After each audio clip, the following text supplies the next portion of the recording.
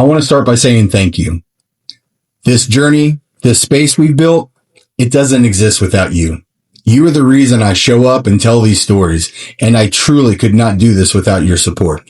If these conversations speak to you, please subscribe and stay with us. It's the simplest way to help us keep this walk going together.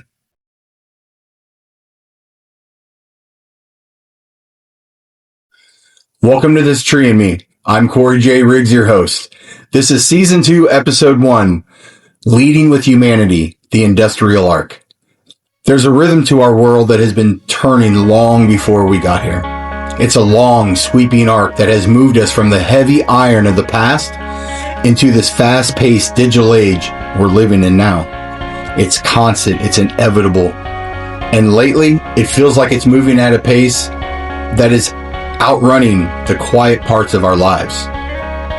For a long time, the world told us the way to survive was to keep pace, to stay busy, to be as efficient and cold as the technology that we use. But then, the world went quiet. And I know it sounds strange, but I'm grateful for that stillness, because in that silence, the armor we all wear started to crack. It didn't matter who was powerful, who was successful. The pandemic stripped away the ego and showed us that underneath the titles, the politics, and the religious labels, we were all just humans. It proved that at the end of the day, we are all running the same race and fighting the same silent battles for our peace and our mental health. You feel it, don't you? I know I do. That pull towards something that's more honest. We've spent enough time living in the shadows of our excuses. Now it's time to move. But we aren't moving as individuals fighting for a side. We're moving as a collective. The technology around us will keep growing, but it can never, ever replace the warmth of a human heart or the power of our shared breath. Humanity isn't a category. It's the key. It's the only thing that gets us through to the other side. So the historical mirror, and there's been many over the times, but I'm going to go to the one that's most recent of a major shift. And I consider AI in technology, but AI specifically, an absolutely major industrial shift in our world. And the last time that I believe there was a shift this large or comparable was the Industrial Revolution, the Gilded Age in the late 1800s to early 1900s. And there's a lot of similarities between the two. The wealthy run the world. The wealthy have more power, more impact. The gap between the working class and the 1% is massive. The amount of ownership of land and infrastructure is roughly the same. The politics are heavily bent towards the powerful and the money driven, and the money switches sides according to whoever's in power so that they can have that influence. There's a lot of similarities that we mirror in this arc as we're in right now to that one. It's ugly. It's divisive. There's fighting. There's turmoil. There is pick a side, right? There's right and wrong. You know, we're right, you're wrong. Our way's the only way. You're going to stay there. We're going to keep rising. There's so many parallels. It's really crazy if you sit down and look at it. And every arc that the world has went through has always come out similarly. Meaning that the next generations had to deal with all that mess. It was the young children that were growing up through it, or their children that were born in the midst of it, and they were coming up through the end of it and saw the struggles of the world and saw the poverty and the homelessness and the internal fighting and just the nastiness of the human. And they're the ones who have to clean it up. They're the ones who have to save the soul of humanity, basically. The soul has been starving. And it's just hard when you're in the middle of it. It's hard all around it. But when you're in the middle of it, you can't see beyond the forest. It's hard to see, is there a break coming? It's very easy in this AI world to, robots are taking over. They're going to kill us all. We're going to be extinct. Could it happen? I'm sure there's a possibility of it. I have no idea. I cannot see into the future. What I do know is we have been here a long time. And we've evolved through a lot. And humans always seem to find a way to get back on course. We've survived these shifts. And the secret has always been to anchor to nature, to anchor to our nature, our heart, our soul, our common bond of being a human, being like one another. Forget the outside world. Forget the aesthetics of what group you're a part of, what religion you're a part of, where you stand as far as financials are concerned. Forget all of that.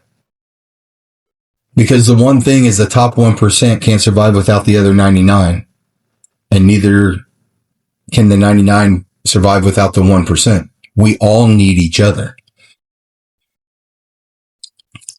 So as we're going through this, and it's kind of progressing slowly, at least for my age, I'm 55 years old. So, computers were just starting to get in school when I was around middle school age, at least in the Midwest. I'm sure on the coast, maybe a little earlier than that, but roughly, 70s, 80s, late 70s, 80s, computers started kind of getting into at least the library, right? And they obviously weren't the way they are now. For you young guys, they're not even close. And then over time, right, all of a sudden we get personal computers, and then we get mobile phones, these bag phones, these phones that are static in our car, but they were mobile with us. Couldn't carry them around in your pocket. They were massive. And it just keeps growing, right? And then the smartphone and the computer becomes just more efficient. Laptops come around. And now we're living in a world, it's hard to survive without your technology. And honestly, there's really no reason you should have to.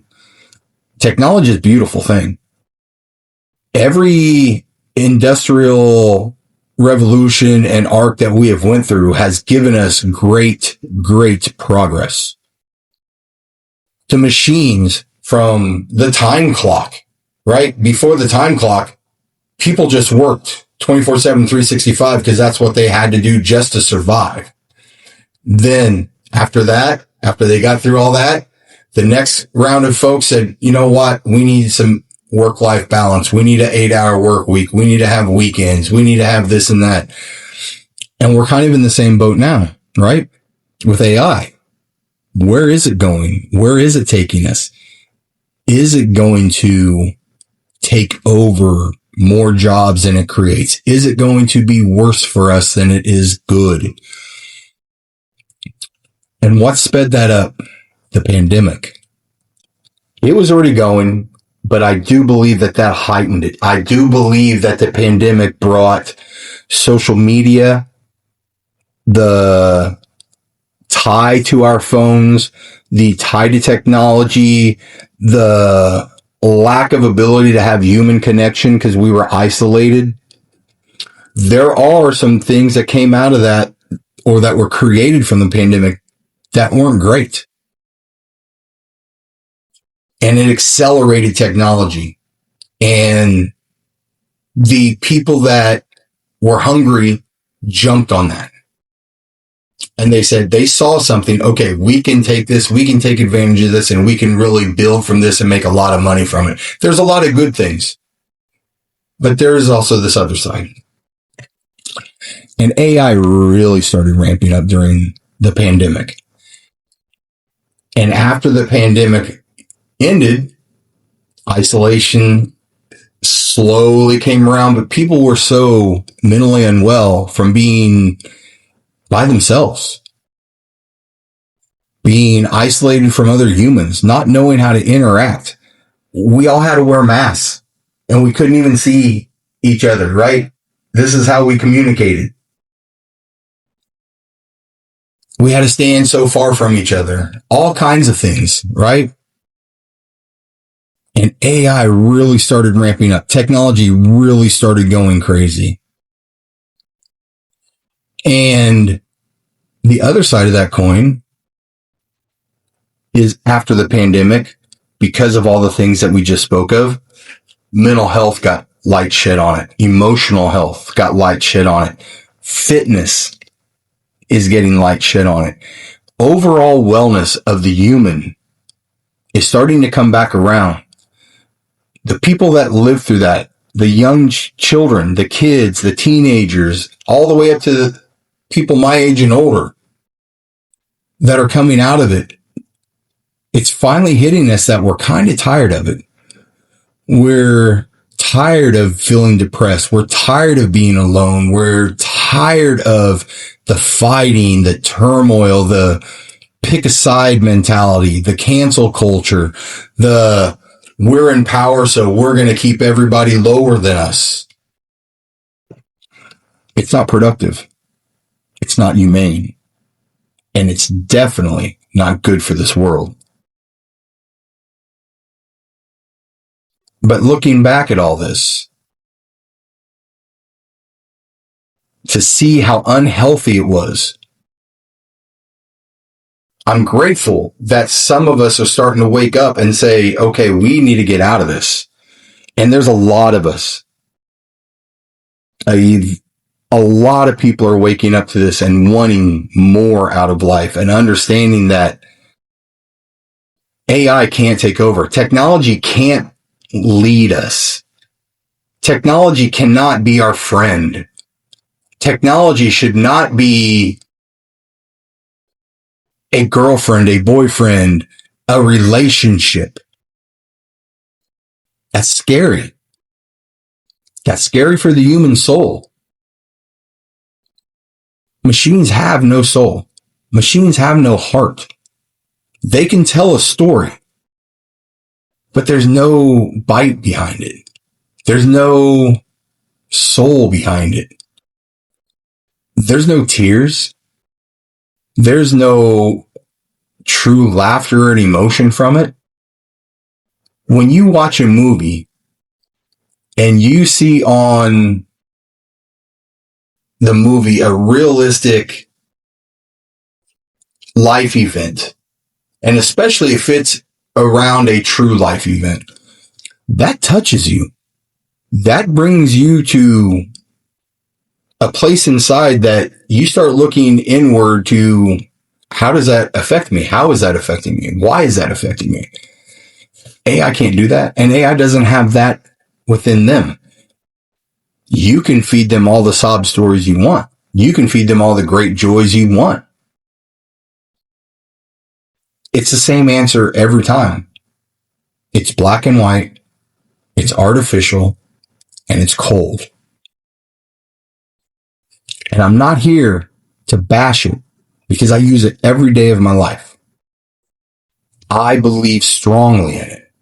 It is a phenomenal tool.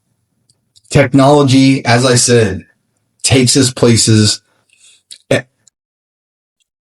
We would not evolve into the people that we are and live in the world that we live in without cars, planes, right? Computers. Just go to the light bulbs. Running water so you don't have to go outside when it's negative 20 degrees to go to the restaurant. Just, there's so much, guys. Yes, there's always going to be downfalls with new innovations, with new ways of thinking. And right now, AI is that innovation. AI is that new way of thinking. And the people that are in the middle of it and they are developing it, they see beyond the trees. And I'm not saying they all see beyond the trees positively. There's always going to be both sides of that. But they see there's more to it. They see what it can do for us, where it can take us.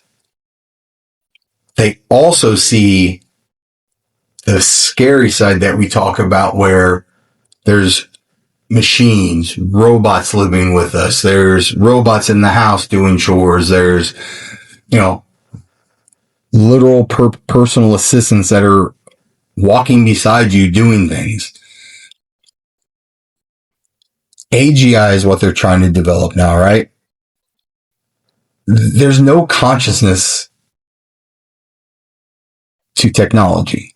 It just cannot exist. It doesn't have a brain. It's ones and zeros. That's all it is. It cannot replace us. Can it hurt us? Can it devastate us?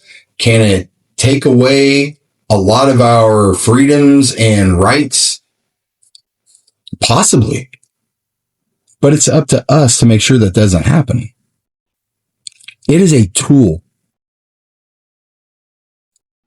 Just go this far. Let's just say right now, we take away all motorized transportation.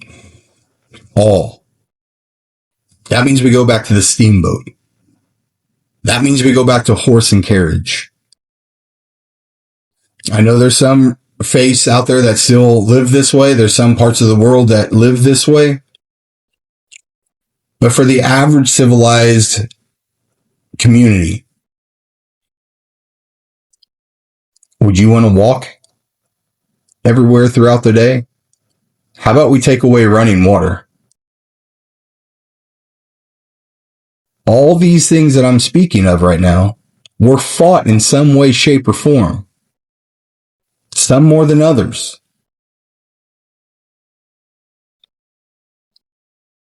So we can't be afraid of it. We have to face it and look it in the eye and say, okay, what is the solution? What do we want to get out of this? What and how can this work for us? Not with us, not ahead of us, for us. We developed it. We can turn it off. I don't want to turn it off.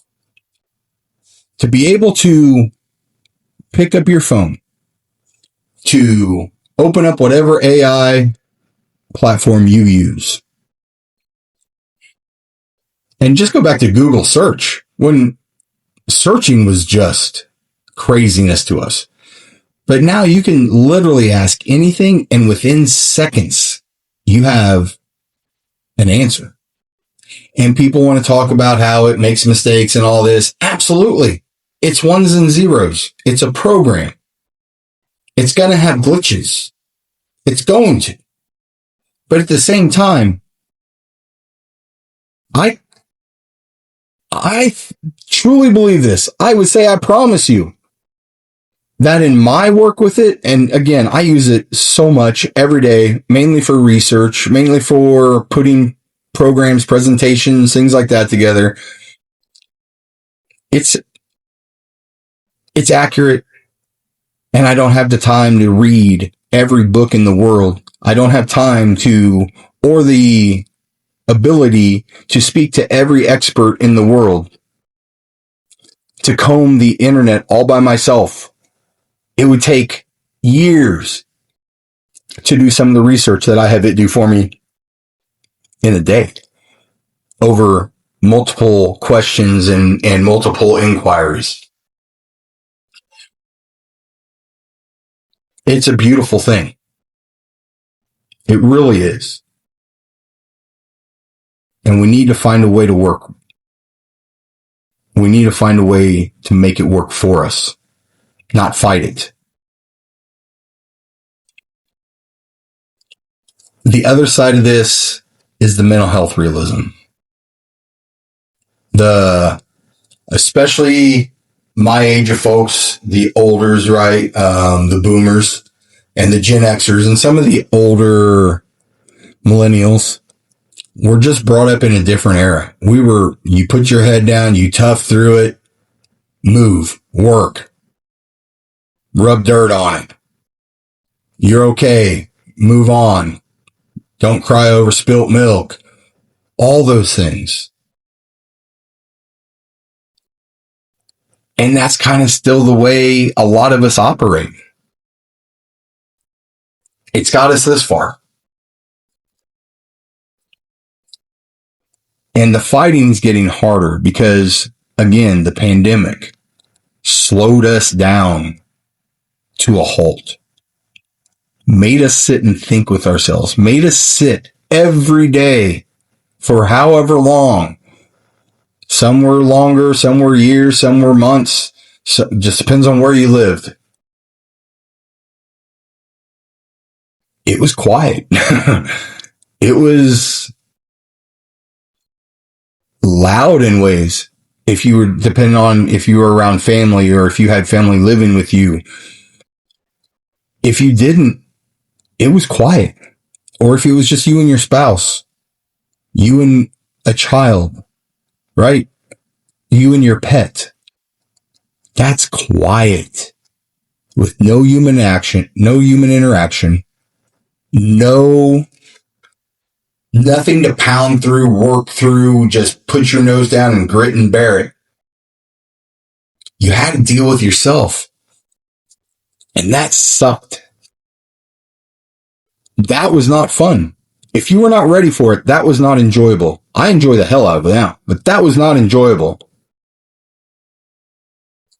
And then we come out of it and we get to go out in public and we get to go back to the grin and bear it and grind and we don't have to deal with ourselves anymore. And look how angry the world got and how quick it got angry. Look how mad people got at each other over just disagreeing over whose religion is right, whose politics are right. You don't have to agree.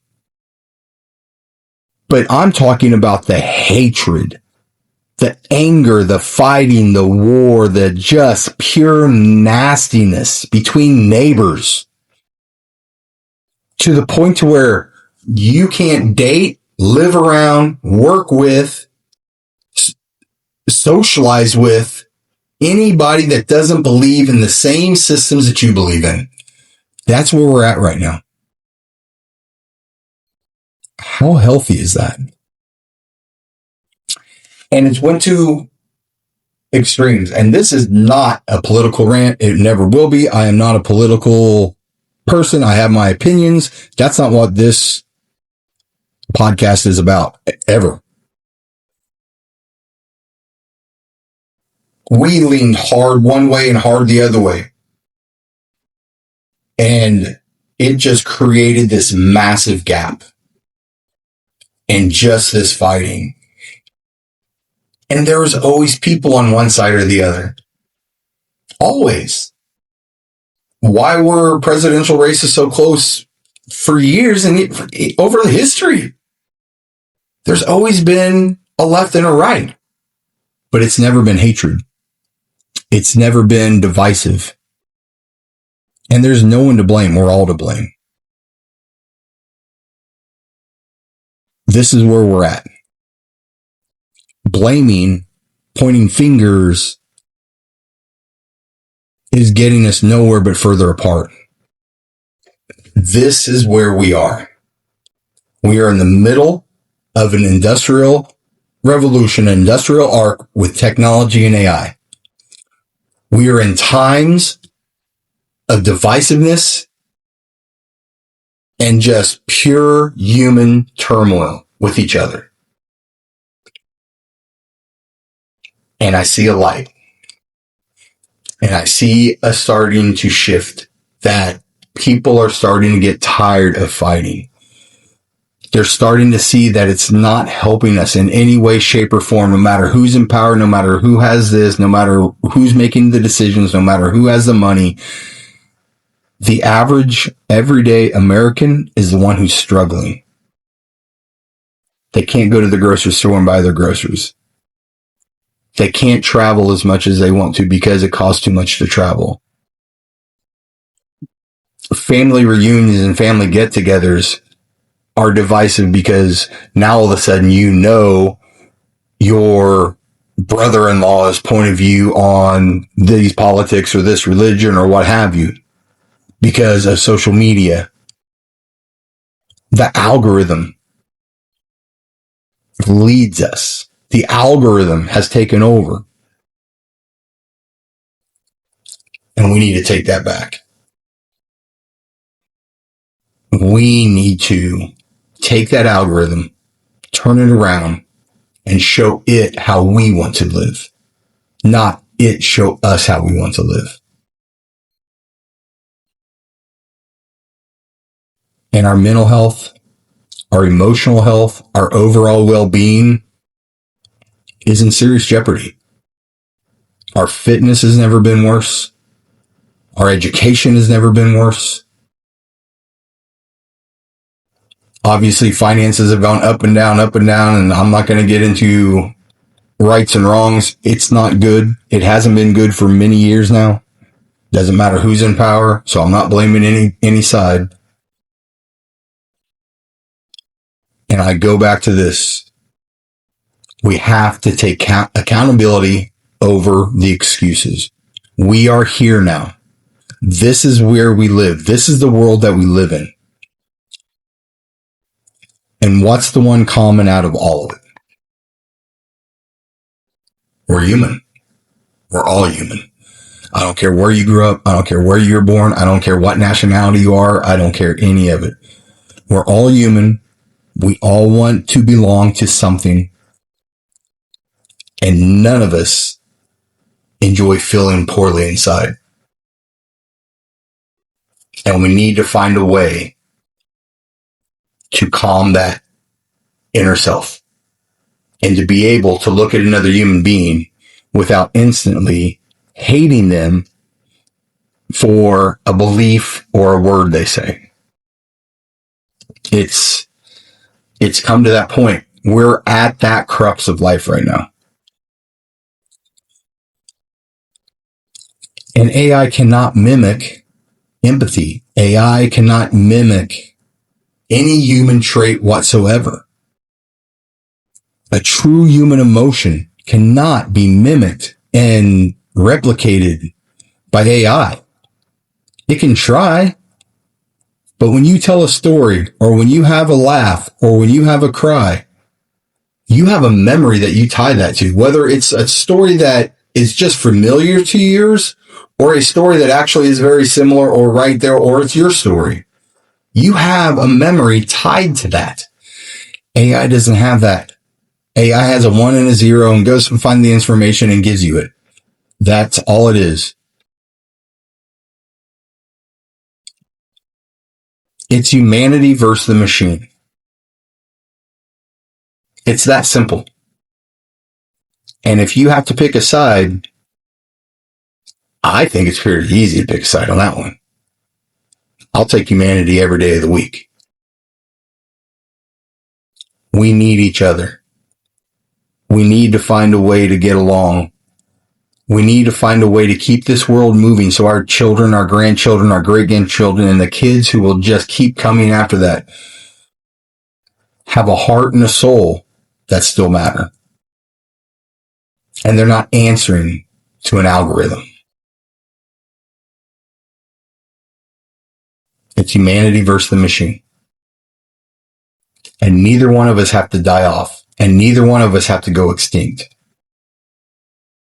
But we are the leader of this.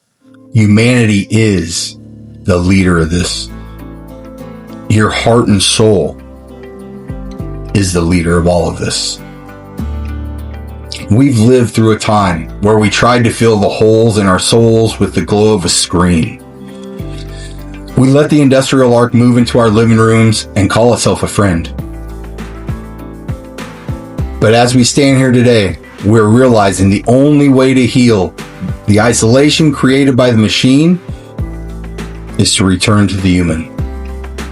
We had to sit in the digital cold to finally appreciate the warmth of a person standing next to us. So I challenge you, when you put the screen down, tonight, tomorrow, whenever it is, who are you actually sitting with? Are you leading with your heart? Or are you just following the algorithm? Can you look at the hardest parts of the last few years and find one thing that you're actually thankful for? Something that forced you to become more human. Look hard. They're there. There's probably more than one. Find something that made you feel.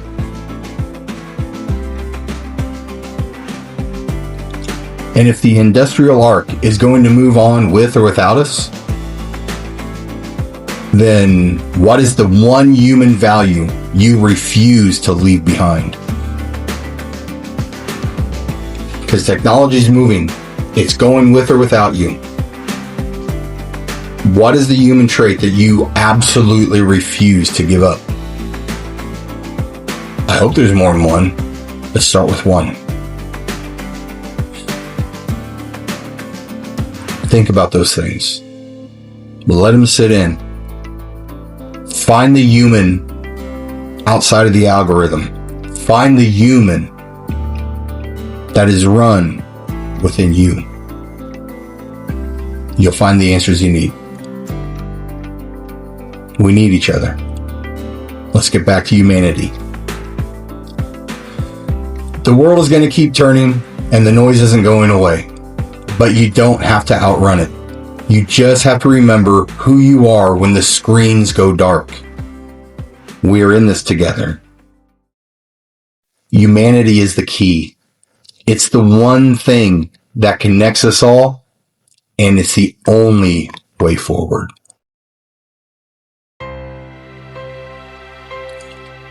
Thank you for spending this time with me today and for being a part of this journey. It means more to me than you will ever know.